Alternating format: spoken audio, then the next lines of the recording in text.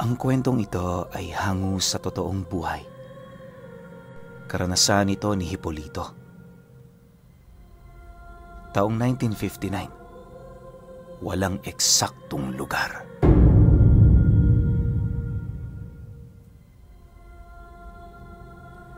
Nakilala si Hipolito sa kanilang baryo bilang isang matandang naninirahan sa paanan ng burol.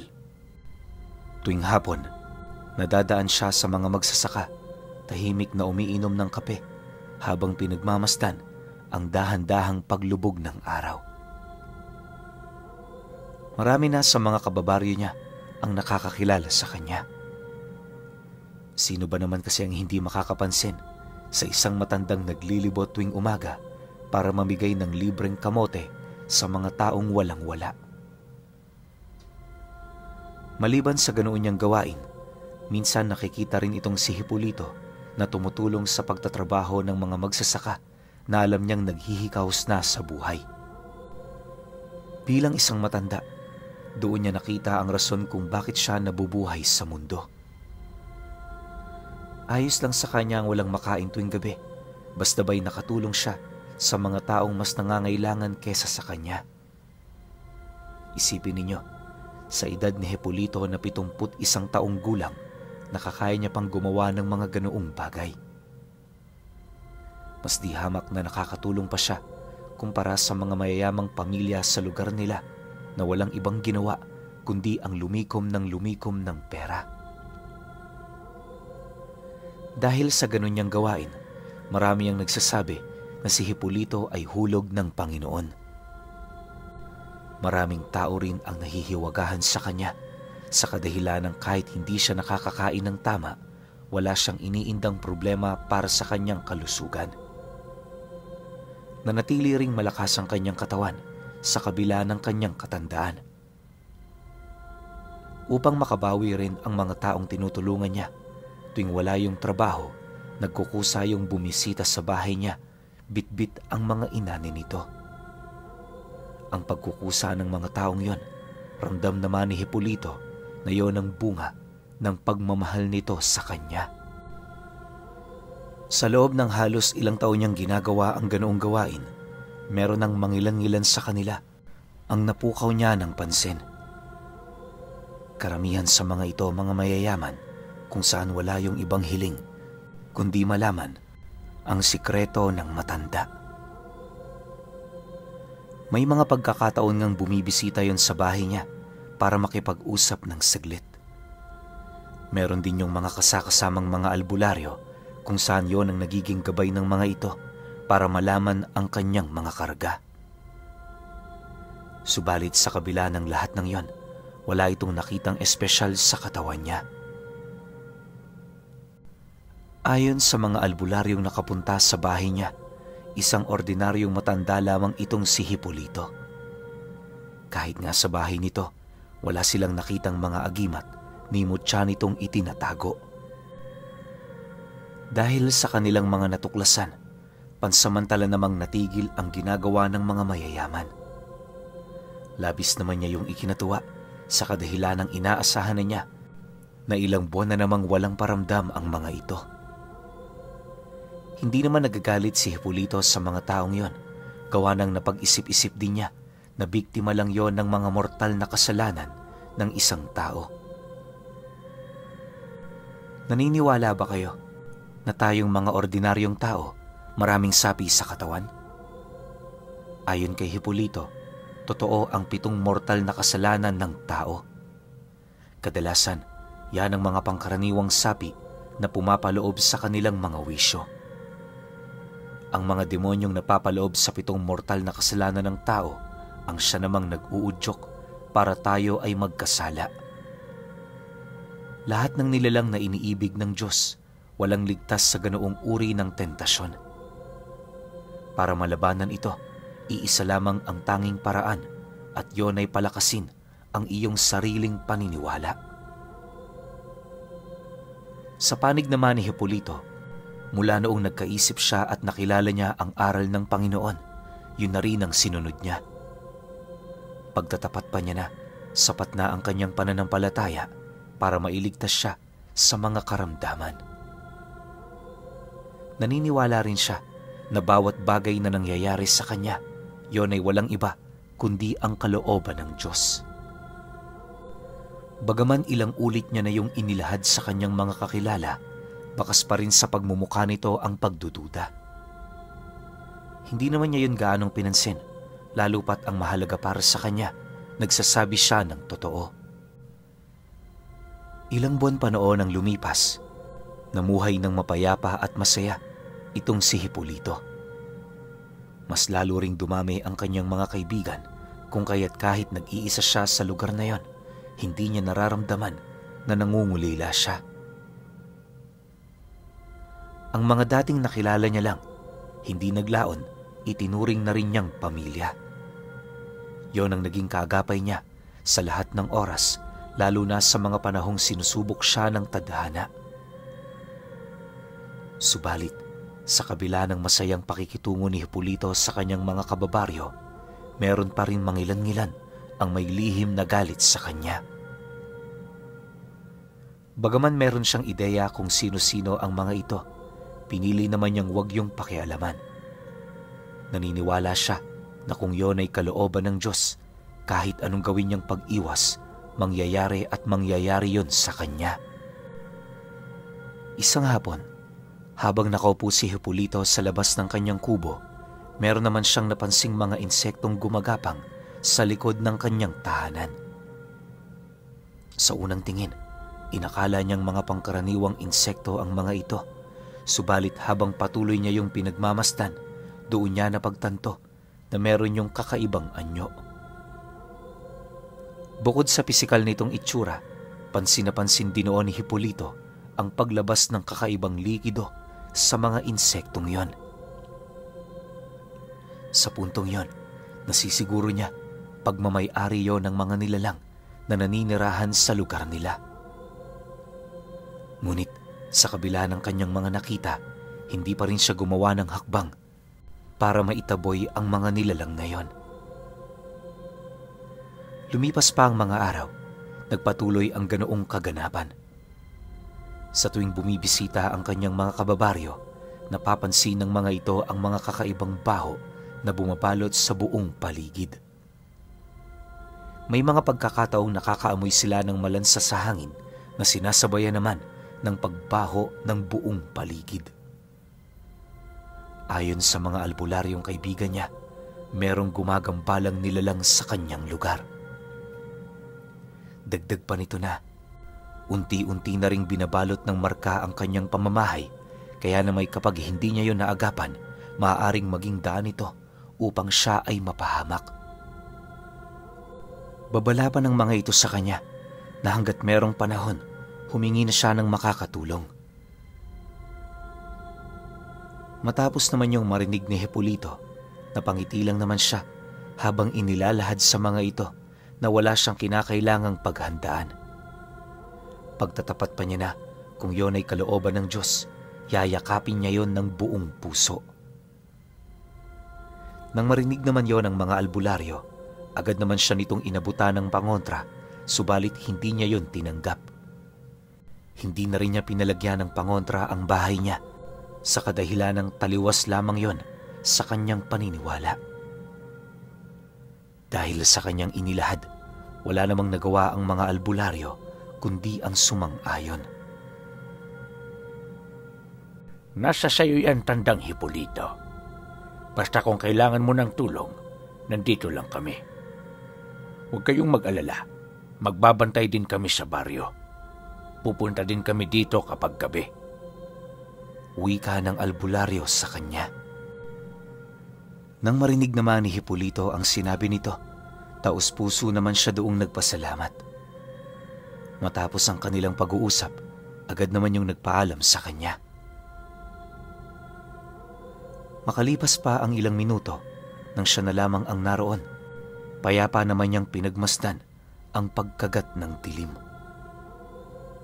Sa pagbalot ng kadiliman sa buong paligid, minabuti na niyang pumasok sa loob ng kubo para maghapunan. Habang kumakain noon si Hipólito, maya't maya naman ang kanyang pagramdam ng mga kakaibang huni ng ibon. Noong una, hindi naman niya yun kaanong pinapansin, pero habang tumatagal, unti-unti nang naninindig ang kanyang balahibo buhat sa pabulong nitong paghuni. Marami na rin siyang naaamoy na kakaibang baho na siya namang labis niyang ikinakabahala. Dahil sa pangyayaring yon, agad naman siyang pumanhik sa kanyang altar para manalangin ng taimtim. Sa oras kasi ng kagipitan, ang pananampalataya niya lamang ang kanyang nasasandalan. Makalipas pa ang ilang minutong pagdarasal ni Hipólito, laking gulat na lamang niya nang makarinig siya ng malakas na lagabog sa bakuran ng bahay niya. Dahil sa pangyayaring yon, nagmamadali naman siyang lumabas kung saan doon bumungad sa kanya ang isang lalaking paika-ikang naglalakad papalabas. Nanlilisik ang mga mata nito at habang pinagmamasdan niyo ni Hipólito, kitang-kita niya ang mahaba nitong itim na balahibo na dahan-dahang naglalaho. Dala ng kanyang pagkagulat, hindi naman niya maiwasang tanungin ng lalaking yon kung ano ang ginagawa nito sa kanyang pamamahay ng 10 oras. Matapos naman itong marinig ng lalaki, nanlilisik naman ang mga mata nitong tumitig sa kanya habang pautal-utal na sumasagot ng, "Wala! Layuan mo ako! Layuan mo ako!" Dahil sa sinabi nito, minabuti naman ni Hipólito na wag na yung sundan. Marami pa sana siyang itatanong sa lalaking yon pero hindi niya na yun naitanong, gawa ng agad naman yung umalis ng biglaan. Sa pagbalik ng katahimikan sa buong paligid, dahan-dahan naman siyang bumalik sa loob ng pamamahay niya para ipagpatuloy ang kanyang mga nasimulan. Halos inabutan siya ng hating gabi sa kanyang pagdarasal, puhat sa dami ng kanyang itinanong sa Panginoon. Matapos naman niyang manalangin, doon pa lamang siya nagkaroon ng pagkakataon na makatulog ng mahimbing. Sa paglipas pa ng mga gabi, nagpatuloy ang ganoong pangyayari. Marami nang nararanasan noon si Hipólito pero ni minsan hindi siya nagreklamo. Yung mga albularyong kakilala niya, labis-labis na rin ang pag-aalala, gawa ng ramdam na ramdam ng mga ito ang mga nangyayaring kaganapan sa loob ng kanyang tahanan. Sa pagdating ng puntong hindi na maatim ng mga ito ang mga nangyayari, ito na mismo ang nagpasya na magbigay ng tulong sa kanya. Isang gabi, habang nagsasarado ng bahay itong si Hipólito, bahagya naman siya noong natigilan matapos niyang masipat ang pagdating ng 3 albularyo. Pagpasok nito sa loob ng kanyang bahay, dali-dali naman itong isinarado ang pinto habang nagwiwika ang isa sa mga ito ng, "Pasensya na kayo sa pangingialam namin. Sadyang hindi na namin maatim ang mga nangyayari rito sa tahanan ninyo. Anong silbi namin kung hindi namin kayo matutulungan? Manong Hipólito, ako na ang nakikiusap sa inyo. Bigyan nyo kami ng pagkakataon para matulungan kayo. Wala kaming ibang hiling kundi ang makakabuti para sa inyo." Nang marinig naman ni Hipólito ang sinabi ng albularyo, napangiti lang naman siya habang sumasagot doon ng,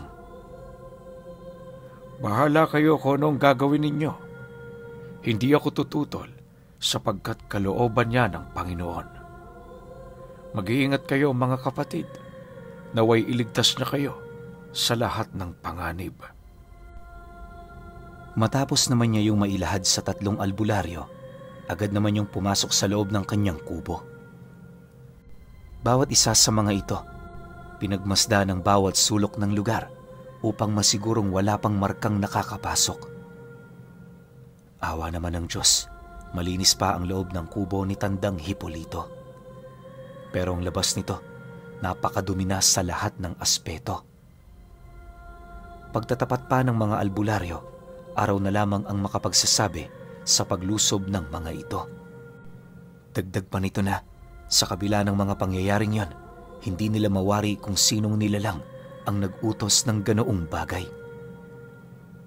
Kung iisipin kasi, wala namang kaaway itong si Tandang Hipolito. Isa sa kanilang mga pinagdududahan ay maaaring kinaiinggitan yon ng mga nilalang. Nang marinig naman niya ang sinabi ng mga ito, nanatili lang naman siyang tahimik at maiging nakikinig. Sa lahat ng oras pinipili niyang iwasang magsalita ng magsalita, gawa ng doon nagsisimula ang mga pagkakamali. Ilang oras pa noon ang lumipas, nagpatuloy ang pagpaparamdam ng mga nilalang sa kanyang tahanan. Si Hipolito noon, walang ibang ginawa kundi ang manalangin ng manalangin. Ang mga albularyo naman, panayang pagramdam habang unti-unting inihahanda ang kanilang mga armas. Maya-maya pa, tumahimik ang buong paligid. Nang mapansin niyo ni Hipolito, agad naman siyang napatayo sa harapan ng altar, gawa ng naninibago siya sa ganoong pangyayari. Alam naman niyang naroon pa ang mga nilalang na yon, pero ang hindi niya mawari kung bakit tumigil ang mga ito. Dala ng kanyang kuryosidad, agad naman siyang sumilip sa labas ng bahay niya, kung saan doon bumungad sa kanya ang mga aswang na nakatayo ng tuwid sa pinakagitnang bahagi ng kanyang bakuran. Nang mapansin naman yon ng mga albularyo, paisa-isang sumilip ang mga ito. Pagsilay nila sa mga nilalang na yon na nakatayo, agad naman nilang binunot ang mga daladala nilang armas. Walang sabi-sabi, agad naman yung lumapit sa kanya upang ilahad ang mga nais nilang mangyari.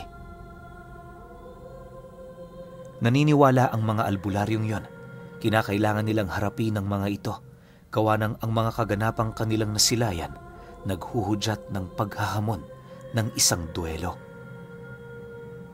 Kalimitan yung ginagawa ng mga aswang sa mga bahay ng mga taong kinikilala nila bilang kapantay sa kanilang mga kakayahan. Matapos naman yung marinig ni Hipolito, kalmado naman siyang lumapit sa entradang pinto.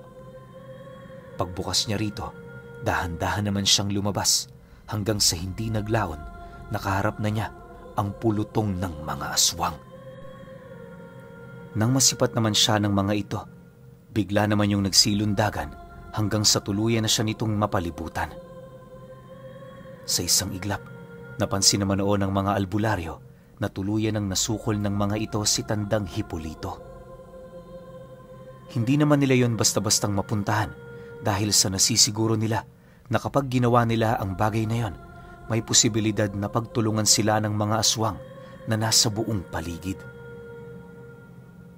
Makalipas pa ang ilang minuto, doon naman nasipat ni Hipolito ang paglapag ng isang nilalang sa kanyang harapan. Pagsilay naman niya rito, hindi naman niya maiwasang magtaka, gawa ng sa lahat ng aswang na dumayo sa bahay niya, yun lamang ang nag-iisang aswang na lipad. Hindi lang yun, napansin din ni Hipolito na yon ang namumuno sa kanilang grupo. Dahil sa kanyang nalaman, napangiti lang naman siya habang nagtatanong sa nilalang na yon ang, "Ano ba ang ginawa ko sa iyo? Bakit niyo ako ginaganito? Sa pagkakatanda ko, wala pa naman akong naargabyadong tao. Ni hindi ako nakikialam sa mga kalakaran ninyo, kaya walang rason para hamunin mo ako ng duelo. Isa lang akong matandang uugod-ugod na, walang ibang hiniling kundi ang maging mabuti sa kapwa." Nang marinig naman ito ang kanyang sinabi, bigla naman yung umangil ng malakas habang buong galit na sumasagot sa kanya ng, "Ang paningin namin sa iyo, isang malaking puwing sa aming mga mata. Hanggat nabubuhay ka, hindi namin maaako ng lubusan ang lugar na ito. Gusto mo bang mabuhay ng mapayapa? Lumipat ka ng lugar. Yun lamang ang paraan para hindi ka na namin magampala pa. Pero kung ayaw mo naman, pwede nating idaan ito sa paligsahan. Buhay at kalayaan mo ang nakataya." Dagdag pa ng nilalang na yun na sino man ang mananalo sa duelo nila, yon ang magpapasya sa mga maaaring gawin ng kanilang mga panig. Pagtatapat pa nito sa kanya, walang nag-utos sa kanila na gawin ang bagay na yon.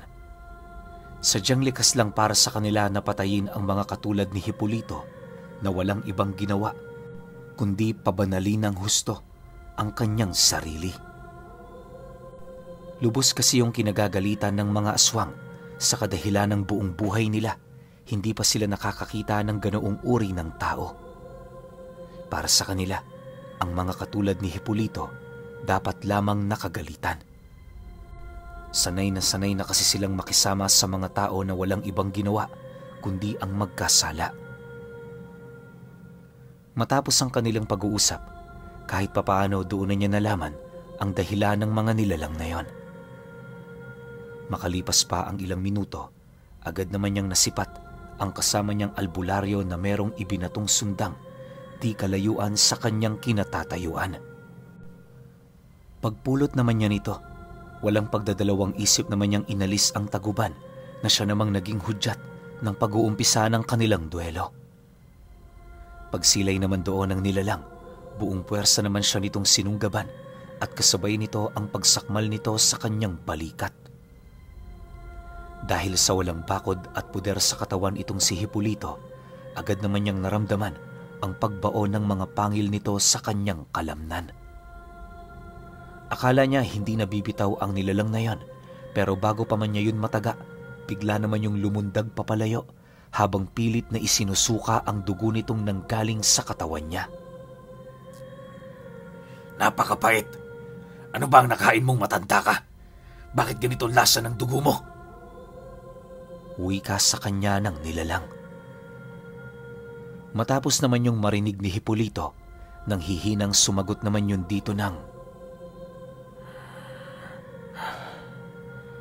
wala ka talagang malalasahan sa akin.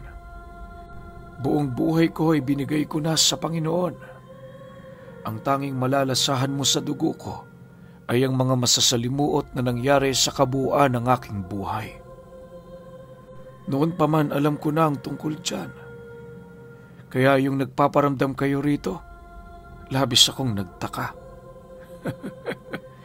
Nakakatuwa lang isipin na kahit walang-wala na ako, meron pa ring naiinggit sa akin. Nang marinig naman ng nilalang ang kanyang sinabi, nagpatuloy lang naman yon sa pag-atake sa kanya na siyang naging sanhi upang magtamo siya ng napakaraming galos at pinsala sa kanyang buong katawan. Gayunpaman, hindi pa rin yun sapat upang mapabagsak siya nito. Sa katunayan, ang mga sugat na kanyang natamo nagbibigay lamang sa kanya ng matinding hangarin na mas lalo pang lumaban sa buhay. Makalipas pa ang ilang minutong kanilang pagbubuno, lahat ng kanyang mga natatanggap na pinsala milagrong lumilipat sa katawan ng nilalang. Bagaman hindi siya sigurado, malakas ang kutob ni Hipólito na ang pangyayaring yon ay bunga ng pag-inom ng nilalang sa kanyang dugo. Maya-maya pa, nang medyo nanghihina na yon ng husto, pilit naman itong ginawa ang lahat-lahat ng kanyang makakaya upang isabay sa hukay itong si Hipólito. Subalit kahit anong gawin niya, nanatili siyang bigo.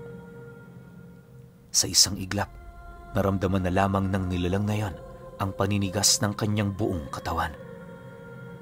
Yung isip niya nagsasabing kailangan niya pang lumaban, pero ang kanyang katawan naman sumusuko na. Hindi naglaon, bigla naman yung bumagsak sa kanyang harapan, hudyat ng tuluyan na nitong pagkatalo.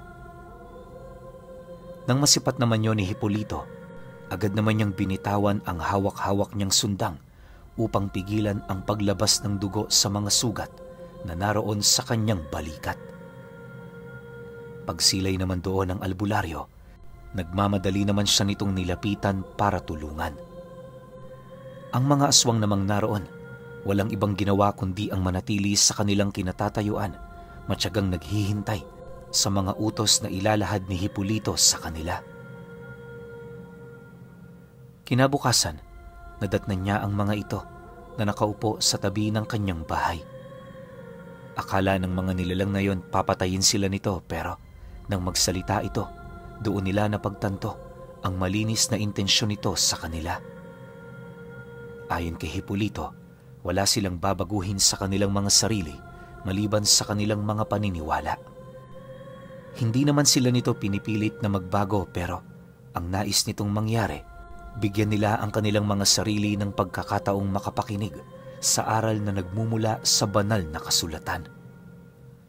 Lubos kasi siyang naniniwala sa mga milagrong kaya nitong maibigay sa mga nilalang na sumasampalataya. Nang marinig naman ng mga nilalang ang kanyang sinabi, agad naman yung sumang-ayon sa kanyang nais mangyari. Ilang linggo pa lang noon ang lumipas, laking gulat na lamang ng mga albularyo nang mapansin nila ang unti-unting pagbabago ng mga nilalang na yon. Madalas na rin itong pumapanhik sa bahay ni Hipólito para makinig sa mga aral na kanyang natututunan. Sa paglipas pa ng mga taon, nanatili pa rin sa memorya ng mga albularyo ang tungkol kay Hipólito, ang taong may banal na dugo.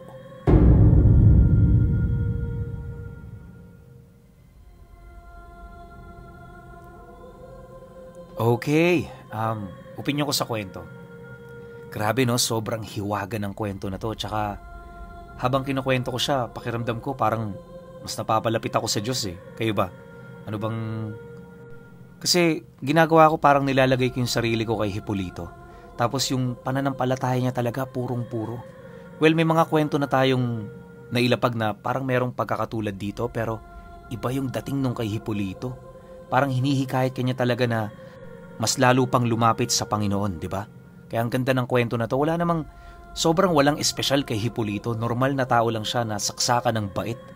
Pero yung pananalig niya tsaka yung pananampalataya niya, nasa ibang level yun. Isipin mo lalabasin mo yung mga taong gustong pumatay sa'yo nang wala kang kahit na ano. Ano lang tangan mo? Yung paniniwala lang sa Ama.